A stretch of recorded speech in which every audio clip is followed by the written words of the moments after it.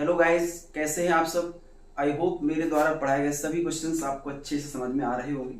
और हमने 3.1 अभ्यास पूरा फिनिश कर दिया है और अब उसी क्रम में आगे बढ़ते हुए एक्सरसाइज 3.2 आज आपको पढ़ाएंगे। और इस अभ्यास में आपको ए और बी या फिर बी और ए का गुणांक सीखने को मिलेगा, जो कि आगे क्वेश्चन के लिए बहुत बेहद इंपॉर्टेंट है। इसलिए आप अच्छे समझिएगा, आपको हर एक क्वेश्चन बहुत ही बारीकी से समझाऊंगा। देखिए, ए और बी दो आव्यूह दिए हुए हैं और इसमें बोला गया कि ए बी निकालिए, ए इंटू बी का वैल्यू निकालना है। तो गुणा के लिए देखो, जोड़ने घटाने की मैं आपको तरीका बता चुका हूं, उसमें क्रम इक्वल होना चाहिए।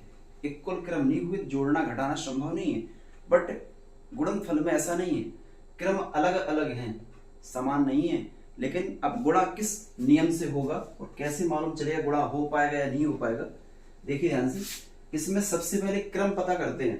तो हमें दिख रहा है कि यहाँ दो पंक्तियां हैं, तो मैंने 2 लिखा, और 1, 2 और 3 स्तंभ में तो मैंने 3 लिखा। इस आव्यूह का क्रम 2×3 है। यहां बात करते हैं तो 1, 2, 3, इसमें 3 पंक्तियां हैं और 1 और 2 स्तंभ में। ओके, बात क्लियर है। अब बहुत ही अहम बात देखना ध्यान से, इसको हम आर कहते हैं और इसको सी कहते हैं। आर मतलब रो और सी मतलब कॉलम। वही सेम काम यहाँ भी, आर और सी, रो और कॉलम। देखिए, गुणनफल के लिए क्या होता है कि हमें अगर ए बी का गुणा करना है, ए बी का, तो ए में स्तंभों की संख्या और बी में पंक्तियों की संख्या दोनों बराबर होना चाहिए, तभी गुणनफल संभव है। तो हम देख रहे हैं इसमें स्तंभों की संख्या और इसमें पंक्तियों की संख्या दोनों ही समान है, सी और आर समान है। बात समझ में आ रही है। पहले वाले में स्तंभों की संख्या और दूसरे आव्यूह में पंक्तियों की संख्या यदि समान है तो हम ये कह सकते हैं कि उनका गुणनफल संभव है। ओके, उनका गुणनफल संभव है। तो ऐसा हमें दिख रहा है कि दोनों समान है, इसलिए इनका गुणनफल संभव है। ठीक है ना। तो क्या करेंगे यहां पर, तो सबसे पहले मैंने ए लिखा 1, 2, 5, 3, 4 और 6, और बगल में ही बी को लिखा 4, 0, 2, 1, 1, 5। देखिए, गुणनफल बड़ी ही सावधानी से करना है, क्योंकि जरा सी भी चूक हुई तो काम खत्म। बहुत ध्यान से देखिएगा, आपको सारी बातें स्पष्ट समझ में आएंगी।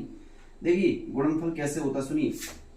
ये पंक्ति दी है, इस पूरी पंक्ति का गुणा, जिसको हम R1 कह रहे हैं, हमें करना है इस R1 का मल्टीप्लाई हमें करना कहां पर, C1 में। मतलब इस पूरे अवयव को हमें इनके अवयवों से, संगत अवयवों से मल्टीप्लाई करवाना है। ओके, R1 का मल्टीप्लाई किसके साथ होगा, C1 के साथ। तो बहुत ध्यान से देखना, 1 का 4 से हुआ तो 1 4 जा 4। ओके, फिर प्लस, अब 2 का 2 से हुआ, 2 2 जा 4। फिर प्लस 5 का 1 से हुआ तो 5 1 जा 5 हुआ। कितना क्लियर है। मैंने R1 का मल्टीप्लाई C1 में कर लिया है। अब बेटा R1 का मल्टीप्लाई अब C2 में होना है, C2 के अवयवों के साथ। और ये वाले जो अवयव दिए वो C2 के अवयव हैं। अब इन्हीं अवयवों का मल्टीप्लाई इन अवयवों के साथ होना है। तो 1 का 0 में करेंगे तो 0 होगा, 2 का 1 में करेंगे तो प्लस में 2 होगा, और 5 का 5 में करेंगे तो 5 5 जा 25 होता है। बात क्लियर है। अब आ जाओ, देखो R1 का तो कर चुके हैं, अगर आगे C3 भी होता तो फिर R1 का मल्टीप्लाई C3 के साथ होता, बट C3 तो है नहीं। अब बेटा बारी आ गई है R2 की गुणा करने की। ठीक है ना। तो R2, अब R2 का मल्टीप्लाई उसी में फिर होगा C1 और फिर C2, क्रम वही रहेगा। 3 का 4 में किया 3 4 जा 12, प्लस 4 का 2 में किया तो 4 2 जा 8, प्लस 6 का 1 में किया 6 1 जा 6 होता है। अब इसी R2 का C2 में करेंगे।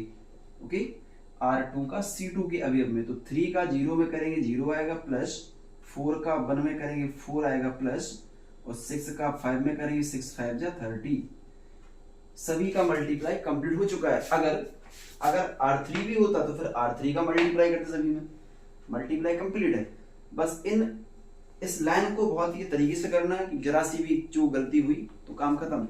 बहुत आराम से करना। देखिए अब क्या करें, बिल्कुल भी चूक ना हो पाए। 4 4 8 और 5 मिलकर 13 हुए, 12 8 20 6 26 हुआ, 25 2 मिलकर 27 हुआ, और 30 और 4 मिलकर 34 हुआ। ओके, इतना क्लियर है ना। बस ये हमारा ए बी निकल के आ गया, ए बी का वैल्यू इतना हमारा हो चुका है। अब एक बात यहाँ पर और जान लेते हैं, क्योंकि जो मैं बताने वाला हूँ ऐसे क्वेश्चन कभी कभी ऑप्शन में आ जाते हैं। क्या लिखा होता है कि एक आव्यूह दिया, उसका क्रम ये है 2y3, दूसरा आव्यूह दिया, उसका क्रम ये है 3y2।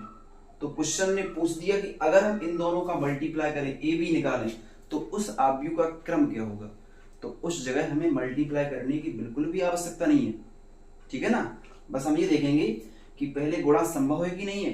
तो गुणा संभव पता करने के लिए पहले वाले आव्यूह में स्तंभों की संख्या और दूसरे वाले में पंक्तियों की संख्या को चेक करें। अगर बराबर हैं तो फिर जो हमने चेक किए उनको छोड़कर जो बचे हैं शेष, ये 2 और ये 2 बचा है, तो नए जो आव्यूह प्राप्त होगा ए बी, वो ये 2 और 2 क्रम का होगा।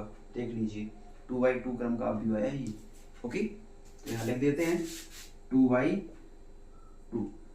ओके, बात क्या सबको समझ में आ रही है। अच्छा, एग्जाम्पल के रूप में बताना, जैसे कि एक कोई आव्यूह दिया, उसका क्रम m(y(n) है और दूसरा कोई आव्यूह दिया है, उसका क्रम n(y)p है। तो बताएं कि अगर ए बी का गुणा किया जाए, अगर ए बी का मल्टीप्लाई करें, तो ए बी के जो आव्यूह प्राप्त होगा उसका क्रम क्या होगा। तो सबसे पहले काम क्या है, हमें ये चेक करना कि इसका लास्ट इसका फर्स्ट बराबर है, बिल्कुल बराबर है, मतलब गुणनफल संभव है। और अगर गुणनफल संभव है तो बचा क्या है, m और p। तो जो नया ए बी प्राप्त होगा ना, उसका क्रम m/p होगा। बात क्लियर है। विदाउट मल्टीप्लाई के किसका क्रम पता कर सकते हैं। ओके, ये तरीका सबको समझ में आया। चलिए नेक्स्ट क्वेश्चन नंबर देखते हैं आगे। गुणनफल बहुत अच्छे से सीखिएगा क्योंकि ये बेहद इंपॉर्टेंट है।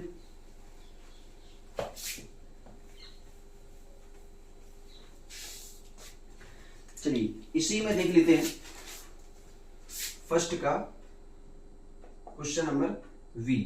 तो इसमें बेटा ए आव्यूह दिया है 1, -1, -1 और 1, और दूसरा दिया है 1, 1, 1, 1। ये आव्यूह, इसको हम लिखेंगे आव्यूह वी। यहां भी हम ए का वी में गुणा कर रहे हैं, वही ए बी पूछा गया है। तो ए और वी जब मल्टीप्लाई करेंगे तो पहले तो इन सभी अवयवों को लिखना है। यहाँ वी लिखा तो 1, 1, 1, 1, ठीक है। लेकिन क्रम पहले चेक कर लेना, क्या गुणनफल संभव है। तो क्रम चेक करने के लिए मैंने देखा कि ये आव्यूह 2y2 का है और ये भी 2y2 का है। ओके, तो फिर सीधी सी बात है कि इसका लास्ट इसका फर्स्ट मैच कर रहा है, मतलब गुणनफल संभव है। और अगर बात करें कि आव्यूह किस प्रकार का प्राप्त होगा, किस क्रम का होगा, तो इसका फर्स्ट इसका लास्ट 2y2 का प्राप्त होगा। ठीक है, चलिए गुणा करके देखते हैं, चेक करते हैं। वही काम फिर R1 का, बहुत ध्यान से देखो बेटा, बहुत ध्यान से। इस R1 में 2 अवयव हैं और जहां मल्टीप्लाई करेंगे C1, वहां भी 2 अवयव हैं। तो पहले R1 के प्रत्येक अवयव, संगत अवयव का गुणा C1 के संगत अवयव से होगा। तो बेटा 1 का 1 में हुआ तो 1 बन जा 1, ठीक है।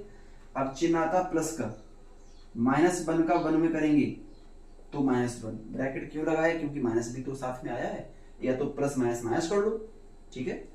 अब इसी का मल्टीप्लाई C2 में होना, C1 में तो पूरा हो चुका है, C2 की बारी। 1 का 1 में करोगे 1, फिर प्लस होता है, -1 का 1 में करोगे तो -1, ठीक है। बात क्लियर है। अब इसकी बारी आ गई R2 की। अब R2 का पहले C1 में करेंगे, फिर R2 का C2 में करेंगे। तो जब R2 का हमने C1 में किया तो -1 का 1 में -1, फिर प्लस होता है 1 का 1 में 1, -1 का 1 में -1, प्लस होता है 1 का 1 में 1। बस यहां पर 1 में 1 गया, 0 बचा, ये भी तो 0 हुआ है, सभी अवयव 0 हो रहे हैं, लो सभी 0 हैं। इसको बेटा हम शून्य आव्यूह कहेंगे। ए बी का गुणा करने पर जो आव्यूह प्राप्त होगा वो एक शून्य आव्यूह है। ओके, क्या बात क्लियर है। एक बात और जान लेते हैं, जैसे कि ए का अगर हमने बी से मल्टीप्लाई किया, ए का बी से ए बी गुणा किया और एक बार हमने बी ए निकाला, तो ये बराबर हो ऐसा संभव नहीं है कि हमेशा, कभी कभी तो बराबर हो सकता है, लेकिन ए बी इक्वल बी ए हमेशा हो, ये पॉसिबिलिटीज नहीं है। ओके, कभी कभी तो किसी केसेस में बराबर हो सकते हैं, बट हमेशा बराबर नहीं होते हैं। चलिए आगे नेक्स्ट नंबर देखते हैं। अब बताते हैं आपको सेकंड का ए पार्ट। इसमें ए बी और वी दोनों ही पूछे गए हैं। तो एक आव्यूह ए है, वो है 1 2 3 4 5 6, पूरे क्रम से अवयव दिए हैं। और एक बी दिया है 9 8 7 और 6 5 और 4। इसमें बोला गया कि ए बी और वी ज्ञात करिए, मतलब दोनों ही ज्ञात करना हमें, ए बी और वी दोनों पता करना। देखते हैं, तो सबसे पहले हम ए बी ज्ञात कर लेते हैं। ए बी के लिए लिख लो पहले 1 2 3 4 5 और 6, सभी को लिख लिया। इनको लिख लो 9 8 7 और 6 5 4। ओके, इतना क्लियर है। बस ये अवश्य चेक कर लेना क्या गुणनफल संभव है। कभी कभी लिखा होता है बट संभव नहीं होता है, तो उस केसेस में हमें क्या लिखना है कि ए बी का अस्तित्व नहीं है। क्यों? क्योंकि आव्यूह ए में स्तंभों की संख्या और आव्यूह बी में पंक्तियों की संख्या समान नहीं है। ठीक है, समान नहीं है, इसलिए संभव नहीं है। बट यहाँ क्या है, 1 2 3, 3 पंक्तियां और 1 2, 2 स्तंभ है। यहाँ पर 1 2, 2 पंक्तियां हैं और 1 2 3, यहाँ पर 3 स्तंभ हैं। तो गुणनफल संभव है क्या? इसका लास्ट इसका फर्स्ट समान है, मतलब गुणनफल संभव है। और इस आव्यूह का क्रम क्या होगा? तो अभी तो ये चेक किया था ना, 2 2 बचा गया 3 3। इसका जो क्रम है वो 3/3 का आने वाला है। चलिए करके देखते हैं। तरीका अब याद है ना, R1 का C1 में होना है, तो 1 का 9 में करेंगे, 9 1 जा 9 प्लस 2 का 6 में करेंगे, 2 6 जा 12। ठीक है, इस R1 का गुणा C1 में हो चुका है। अब R1 का मल्टीप्लाई C2 में होगा, तो 1 का 8 में और 2 का 5 में। तो 1 का 8 में करेंगे तो 8 आएगा, और 2 का 5 में करेंगे तो 2 5 जा 10 हुआ। ओके, अब इसी R1 का C3 में करना। जब तक सभी कॉलम खत्म ना हो जाएं तब तक मल्टीप्लाई करते रहना, तब तक सेकंड लाइन में लिखना बिल्कुल नहीं है। जो भी गुणा है सब फर्स्ट लाइन में ही आएंगे, R1 में ही आएंगे, क्योंकि अभी गुणा R1 का तो चल रहा है। ओके, तो R1 का C1 में, R1 का C2 में हुआ, अब R1 का C3 में होगा। तो 1 का 7 में 7 प्लस और 2 का 4 में तो 8 हुआ। ओके, अब हम आते हैं कहां पर? R2 में, क्योंकि R1 का काम खत्म हो चुका, अब R2 की बारी है। तो 3 और 4 का 9 6 में होगा, 3 का 9 में, 3 9 27 और 4 6 24, इसका इसमें होगा। ओके, 3 8 जा 24 प्लस और 4 5 जा 20। अब इसका आगे होगा 3 7 जा 21 प्लस 4 4 जा 16। ओके, इतना क्लियर है। चलिए आगे देखें। 5 6 का अब आगे होना है, तो पहले R3 का होगा C1 में, फिर R3 का C2 में, फिर R3 का C3 में होगा। तो 5 का 9 में किया, 5 9 जा 45 प्लस 6 6 जा 36। ओके, अब 5 8 जा 40 प्लस 6 5 जा 30, 5 7 जा 35 प्लस 6 4 जा 24। बस अब क्या बचा है, केवल ऐड कर लो इनको। 12 9 21 10 8 18 8 7 15, केवल जोड़ना बाकी रह गया है, केवल ऐड करना बाकी है, ऐड करना शेष है। बस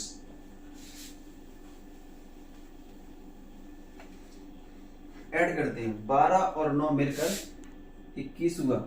ठीक है, 10 और 8 मिलकर 18 हुआ, फिर 8 और 7 मिलकर 15 हुआ, 27 और 4 7 4 11 और 2 2 4 1 5 हुआ 51। ठीक है, 20 और 24 मिलकर 44 हुआ, और 21 और 16 6 1 7 37 हुआ। क्लियर है ना? इनको जोड़ो, 6 5 11 4 3 7 और 1 8 81 हुआ, 4 3 7 70 और 5 4 9 3 2 5 59। ओके, ये हमने कौन सा क्या निकाला है? ए का बी में गुणा किया तो हमने ए बी निकाला है। अब इसी क्वेश्चन में वी ए के निकालने की बात हो रही है। वी ए, क्या वी ए संभव होगा? क्या वी ए संभव है? वी ए निकालना है तो पहले वी लिखा जाएगा 9 8 7, अब 6 5 4। जब बी ए करना तो पहले आप वी आएगा, बाद में ए आएगा। 1 2 3 4 5 और 6। ओके, अब इनका मल्टीप्लाई करें, पहले चेक तो कर लें क्या गुणनफल संभव है। देखिए चेक के लिए क्या होगा, 1 और 2, 2 क्या है पंक्तियां, और 1 2 3, यहां पर 1 2 3 और 1 2, ये और ये समान है, मतलब गुणनफल संभव है। और क्रम क्या प्राप्त होगा हमें, क्रम होगा बेटा 2/2 का प्राप्त। चलो गुणा करके देखते हैं। 9 8 7 की प्रत्येक संगत अवयव का 135 में होगा। ओके, तो 9 का 1 में 9 1 जा 9 प्लस 8 3 जा 24 प्लस 7 5 जा 35। क्लियर है। अब इसी का C2 में होना है, 9 2 जा 18 प्लस 8 4 जा 32, ठीक है, और 7 6 जा 42। अब इसकी बारी आई, ओके, R2 का C1 में, फिर R2 का C3 में। तो पहले करो C1 में, 6 बन जा 6 प्लस 5 3 जा 15 प्लस 4 5 जा 20। ओके, अब इसी का C2 में होना है, 6 2 जा 12 माने 6 दूनी 12 और 5 चौको 20 प्लस 4 6 24, 4 6 जा 24। बस इनको सॉल्व कर लो। अगर आगे R3 भी होता तो फिर और आगे मल्टीप्लाई जाता, बट खत्म हो चुका ना सब कुछ। ऐड कर लो, 5 4 9 और 9 18 की 8 हासिल 1, 3 2 5 और 1 6, ठीक है। इनको जोड़ो, 2 2 4 और 8 12 की 2 हासिल 1, 4 3 7 1 8 और 1 हासिल 9। इनको देखते हैं, 5 6 11 का 1 हासिल 1, 2 1 3 और 1 4। इनको देखो, 4 और 2 6, 2 2 4 और 1 5 56। बस ये हमारा क्या प्राप्त हुआ है, हमें BA प्राप्त हो गया है। और किस क्रम का प्राप्त हुआ, जो क्रम बचा था 2/2 का। क्या बात क्लियर है। गुणा करना बहुत आसान, बट बहुत सवाल के काम करना है। इस लाइन को करने में जरा सी भी भूल ना हो, जरा सी भी चूक ना हो, ठीक है, क्योंकि सावधानी घटी और दुर्घटना घटी। ओके, चलिए क्वेश्चन आगे देखते हैं। नेक्स्ट नंबर,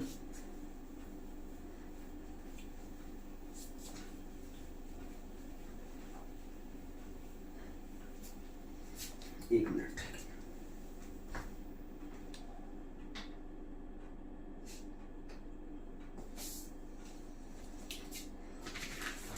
चलिए आगे देखते हैं। एक सेकंड का क्वेश्चन नंबर V है, उस V को देख रहे हैं। सेकंड का V नंबर, सेकंड का V, इसमें A equal X Y Z दिया है, ये A है बेटा, है ना। अब बगल में ही V दिया है, और V क्या है, केवल A V और C, और इसमें ए बी ज्ञात करना है। बट आपको यहाँ पर हम ए बी और बी दोनों बताएंगे, ठीक है, क्योंकि इसमें थोड़ा सा फर्क रहेगा।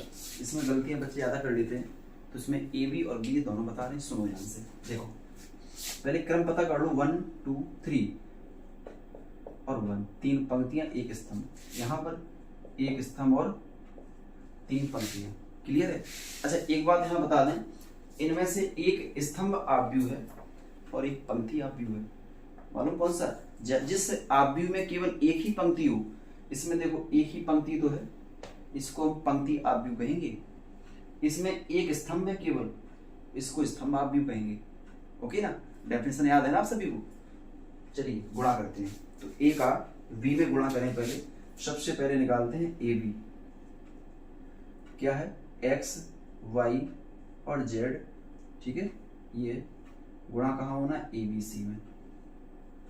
देख लो 1 फर्स्ट, लास्ट इसका फर्स्ट समान है ना, तो गुणनफल संभव, लेकिन प्राप्त कैसा होगा, 3/3 का। इसको भी देख लिया करो, गुणन करने में हेल्प मिलेगी, ठीक है ना। अब बहुत ध्यान से देखते हैं, देखो ये एक R1 है, उसमें ओनली एक ही अवयव है। जहां मल्टीप्लाई कर रहे हैं C1, वहां भी केवल एक ही अवयव है। तो पहले तो x का a में हो गया, तो गुणा क्या हुआ, ax। अब R1 में कोई दूसरा अवयव नहीं है और C1 में कोई दूसरा अवयव नहीं है, तो अगर दूसरा होता तो फिर प्लस करके आगे लिखा जाता, बट अवयव तो एक ही है, ठीक है। अवयव एक है तो अब प्लस चिन्ह नहीं आएगा, मतलब R1 का गुणा C1 में कंप्लीट हो चुका है। अब बारी आई R1 का गुणा C2 में करने की, तो वही काम यहाँ भी, एक एक अवयव है, तो B का x में होगा केवल, तो Bx, कोई अवयव आगे R1 में नहीं है और C2 में भी नहीं है, गुणा कंप्लीट हो गया। अब R1 का C1 में करेंगे, तो आएगा सी एक्स। ओके, अब R1 का सभी में गुणा पूरा हो चुका है।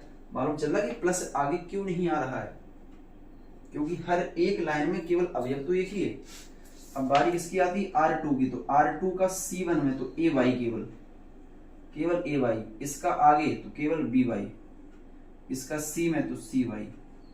अब जेड का कर रहे हैं, जेड का करेंगे तो ए जेड, फिर वी जेड और फिर सी जेड। ओके, क्या क्लियर है? बस यही गलती बच्चे कर देते हैं, क्या पता प्लस लगा दें, आगे गलतियां कर दें, है ना।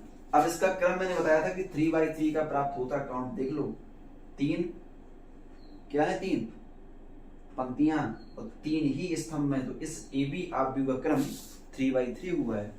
अब यहां पर आपको हम वी निकाल के दिखाते हैं, वी, ठीक है। तो बी में क्या होगा, पहले वी लिख दो, तो ए वी सी और फिर ए लिख दो, एक्स वाई और जेड। देखो ध्यान से, बहुत ध्यान से देखिएगा, R1 का मल्टीप्लाई C1 में करना है, तो R1 में भी कई सारे अवयव है और C1 में भी कई सारे अवयव है, ठीक है। तो मतलब इसमें प्लस चिन्ह आएगा बीच में, समझे कैसे आएगा, जब a का x में किया तो ax हुआ, अभी R1 का गुणा C1 में पूरा तो नहीं हुआ ना, तो अब जब दूसरा अवयव का मल्टीप्लाई करने जाओगे तो प्लस का चिन्ह आएगा, v का y में किया तो vy, फिर प्लस, अभी पूरा नहीं हुआ, c का z में करोगे cz, R1 का C1 में कंप्लीट हो गया। अब R1 का C2 में करेंगे तो क्या C2 यहाँ पर है, नहीं है, तो R1 का गुणा पूरा हुआ। अच्छा, क्या R2 यहाँ पर है, R2 भी नहीं है, मतलब गुणा पूरा हो चुका है, कंप्लीट। ओके, बात क्लियर है ना, गुणा पूरा हो चुका है, ठीक है। और क्रम इसका क्या आया है, एक पंक्ति और एक ही स्तंभ, इसका क्रम 1/1 है। जो मैंने बताया है उसको ध्यान से करना सीख कर, कि अगर x का जब a में किया तो ax तो हुआ, बट x के आगे कोई दूसरा अवयव नहीं है, और इस C1 में a के आगे कोई दूसरा अवयव नहीं, इसलिए प्लस चिन्ह नहीं आया है। कंफ्यूज मत होना इस चीज को देख के, ठीक है ना, देख लो, समझ लो इस तरीके से। अब सेकंड में पार्ट और भी है, लेकिन सब छोटे छोटे हैं, आपको आराम से गुणा करना आ जाएगा, तो इन पार्ट को आप खुद ही करें, ठीक है ना। चलिए नेक्स्ट नंबर देखते हैं। यहाँ पर इस क्वेश्चन में लिखा कि सिद्ध करो कि ए बी बराबर बी ए है। तो मैंने क्या बताया कि हमेशा ए बी बी ए समान नहीं आते हैं, किसी किसी केसेस में ए बी बी ए समान आ जाते हैं। तो पूछा गया कि सिद्ध करो कि ए बी और बी ए इक्वल है। चलिए इक्वल देख लेते हैं, इक्वल है या नहीं अभी तुरंत ही मालूम चलेगा।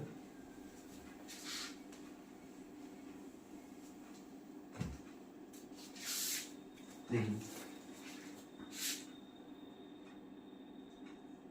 थर्ड नंबर क्वेश्चन है, एक आव्यूह ए है, ये लिखा है 1 3 -1 2 2 -1 और ये लिखा है 3 0 और -1, बहुत ही माइनस दिख रहा है इसमें।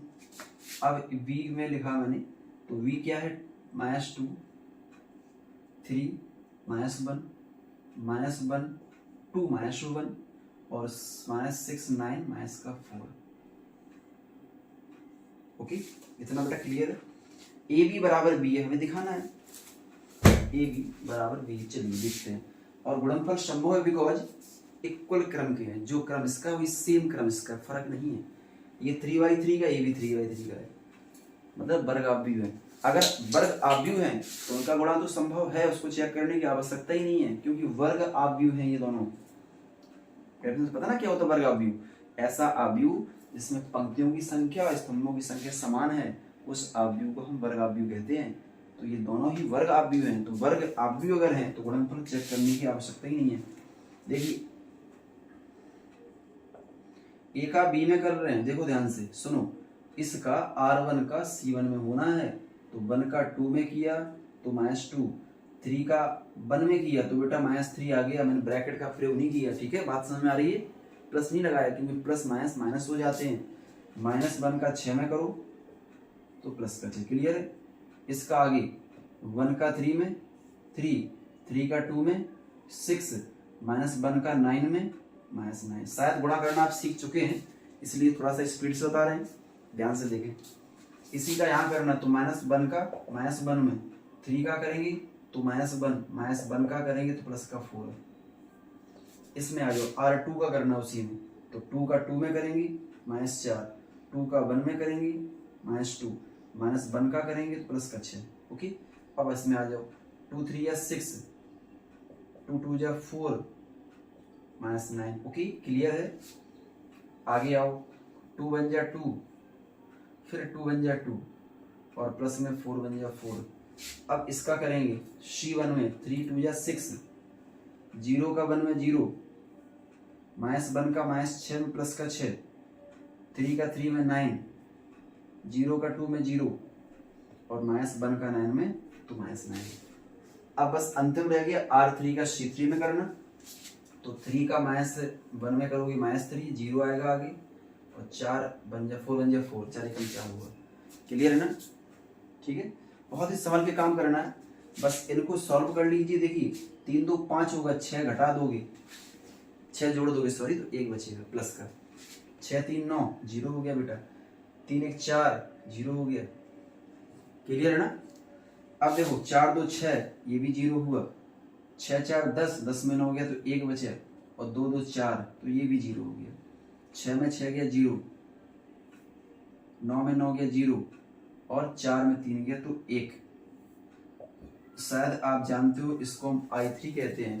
3 क्यों बोल दिया? I तो पता कि I फॉर आइडेंटिटी इसलिए I कहा, लेकिन 3 क्यों बोल दिया? क्योंकि 3 क्रम का आव्यूह है और 3 क्रम के आव्यूह को हम I3 कहते हैं।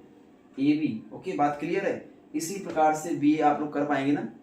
B का A में करना है, सावधानी पूर्वक करिएगा, ऐसी गुणनफल होगा, ठीक है ना? इक्वली आएगा, मतलब यही वैल्यू आएगा, तभी तो इक्वल होगा। ठीक है, चलिए आगे देखें। नेक्स्ट नंबर, इसमें क्वेश्चन नंबर 4 में दिया हुआ है एक A और B, दो आव्यूह दिए हैं, दिखाइए कि AB बराबर 2B। यहाँ पर एक स्पेशल सी बात आपको बताएंगे, तो इसको हटा देते हैं पहले।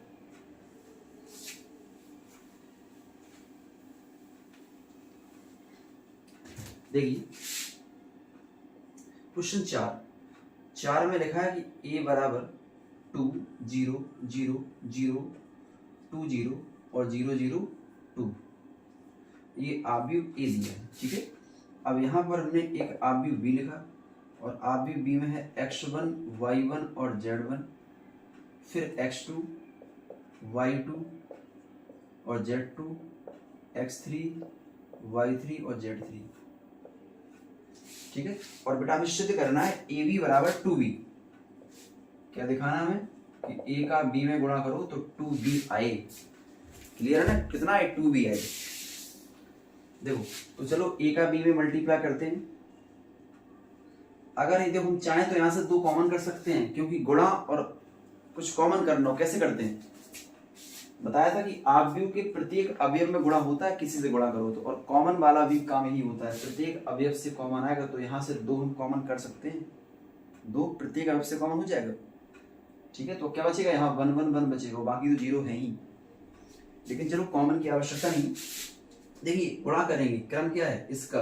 यहाँ होगा, तो 2 का करेंगे x1 में, क्या हो जाएगा? 2x1, 0 का और 0 का तो 0 होगा, लिखना हो लिख लो। ठीक है, अब इसी का बेटा आगे करेंगे, 2 का y1 में करेंगे तो 2y1 और 0 का 0 होगा और फिर 0 का फिर 0 होगा। ठीक है, अब इसी का आगे करेंगे तो होगा 2z1 और 0 का तो 0 होगा। क्या बात क्लियर है? ठीक है, चलिए आगे सुनिए, आगे देखते हैं। अब R2 की बारी आई तो 0 का करेंगे तो 0 आएगा, प्लस 2 का x2 में किया तो 2x2 और 0 का किया तो 0 आया। अब इसका आगे करो, 0 का y1 में 0, 2 का तो 2y2 और 0, 0 का z1 में 0 और 2 का z2 में 2z2 और 0। अब नीचे आ जाइए, डबल 0 है तो पहले 2 0 आएंगे, फिर 2 का तो 2x3 आएगा। इन 0 को लिखने की आवश्यकता नहीं है, बता रहे आपको समझाने के लिए। ठीक है, इनको लिखने की आवश्यकता नहीं है। इनका करेंगे तो 0 का y में 0, 0 का y2 में 0 और 2 का तो 2y3। अब 0 का z1 में 0, 0 का z2 में 0 और 2 का z3 में तो 2z3। ओके, इतना क्लियर है? बस हो गया आंसर। ये बेटा बचा है केवल 2x1, यहाँ बचा है केवल 2x2, यहाँ बचा है केवल 2x3, 2y1, 2y2 और इसमें लिखा है 2y3, यहाँ 2z1, 2z2 और अंत में क्या लिखा है 2z3। अब आप सब देख ही पा रहे होंगे प्रत्येक अवयव में 2 कॉमन है, तो मैंने 2 को कॉमन कर लिया। ओके, तो क्या बचेगा x1, y1, z1, नीचे क्या बचा है x2, y2 और z2, नीचे क्या बचा है x3, y3 और z3। मैंने हर एक अवयव से 2 को बाहर निकाल दिया। ओके, अब देखिए जो बचा है क्या वो b का वैल्यू है या नहीं है, बिल्कुल है b का वैल्यू, तो हम बराबर में 2 तो लिख ही देंगे और अंदर वाले को b बना देंगे, तो ab का गुणा किया 2b प्राप्त हो गया। यही तो प्रूव करना था कि ab बराबर में 2b। Okay, ab equal 2b आ गया है, कोई प्रॉब्लम, ab का वैल्यू 2b आ गया। चलिए आगे देखते हैं। इसी प्रकार क्वेश्चन नेक्स्ट दिया है सी नंबर, a में p लिए, जहां पे मैंने 2 लिखा हुआ p लिख दिया है, जब p लिख दिया तो अंत में वही p कॉमन आ जाएगा, तो फिर वहां ab बराबर pb हो जाएगा। ठीक है, तो ये आप कर सकते हैं ab बराबर pb। और अब क्वेश्चन नंबर 5 से आपको मैं कल बताता हूँ अगली क्लास में, आज के लिए इतना ही है। Okay, thank you.